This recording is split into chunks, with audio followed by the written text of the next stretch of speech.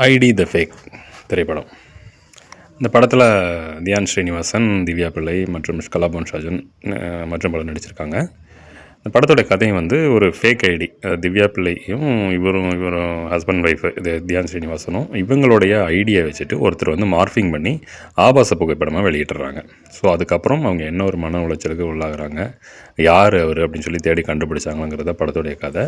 இந்த காலத்துக்கு தகுந்த மாதிரி தான் இந்த ஒரு படம் எடுத்திருக்காங்க. இன்றைக்கி நிறைய நடக்குது மார்ஃபிங்கிறது. ஸோ அது வந்து ரொம்ப தவறான விஷயம். யாரும் அந்த மாதிரி பண்ணக்கூடாது.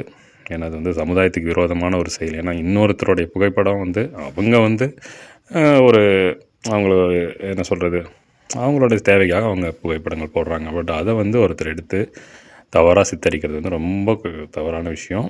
ஸோ அதுக்கான ஒரு திரைப்படம் தான். அவங்க என்ன ஒரு மன உளைச்சலுக்கு உள்ளாகிறாங்க அப்படிங்கிறது அவங்க புரிய வைக்கிறாங்க. அந்த யார் பண்ணாங்களோ அவங்களுக்கு இந்த கதை மூலமாக புரிய வைக்கிறாங்க. நீங்கள் படம் பார்த்தே தெரிஞ்சுக்கலாம்.